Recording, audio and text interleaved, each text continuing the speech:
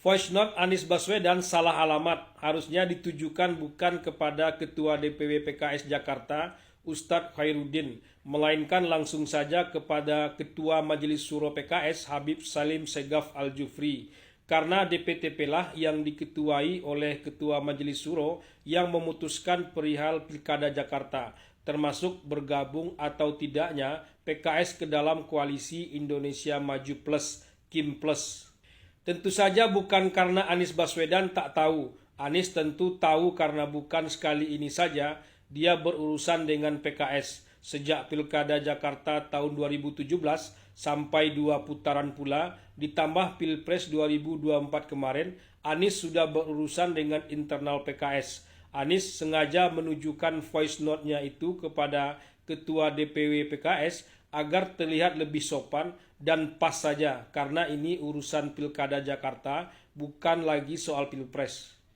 Lagian kepada siapa voice note itu ditujukan sebetulnya sudah tak terlalu penting, sebab Anies tahu persis bahwa voice note-nya itu akan sampai ke ruang publik sebagai klarifikasi langsung dari dirinya, khususnya soal tenggat waktu 4 Agustus yang diberikan PKS terhadap dirinya, bahwa sesungguhnya itu tidaklah benar. Tidak benar ada kesepakatan tenggat waktu yang seperti itu yang dijadikan senjata oleh jubir PKS memutus secara sepihak perihal pencalonan dirinya di DKI Jakarta.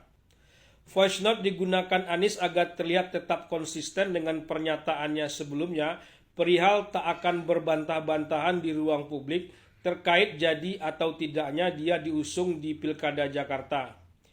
Voice note itu dibuat tentu dengan alasan bahwa Anies mulai terganggu dengan tenggat waktu seperti itu, seolah-olah dia layak ditinggalkan sebagai pihak yang tak mampu dan PKS harus dipuji atas langkahnya itu. Padahal yang mencalonkan dia, Anies itu kan DPW PKS Jakarta, bukan Anies yang mendaftarkan diri. Sama juga dengan PKB dan Nasdem. Anies dianggap layak untuk memimpin Jakarta pada periode kedua dan memang survei Anies di Jakarta masih berada di atas. Jadi Anieslah yang didorong-dorong partai-partai pertama kalinya, bukan Anies yang ujuk-ujuk menawarkan diri untuk dimajukan. Selain memang Aniesnya kepengen juga mengulangi kisah suksesnya di Pilkada Jakarta. Kalau akhirnya PKS tak mencalonkan Anies, Anies tentu tak bisa memaksa. Tapi perlakukan Anies layaknya saat awal dicalonkan. Tak perlu pakai kata-kata teknis yang so akademis soal tenggat waktu itu. Kasih tahu saja Anies secara langsung tanpa perantara, apalagi lewat media. Mungkin itulah yang diinginkan Anies, sebab sejak awal Anies mengatakan tak mau berbantah-bantahan di media, apalagi pakai tenggat waktu sepihak yang membuat Anies tersudutkan karena dianggap tak mampu mencari kekurangan kursi PKS yang hanya 4 kursi itu. 4 kursi kedengarannya mudah, tapi itu artinya satu partai besar di DKI Jakarta, bukan partai kecil, PDIP misalnya. Tapi lagi-lagi voice note Anies itu disalahkan oleh jubir PKS Hem Khalid.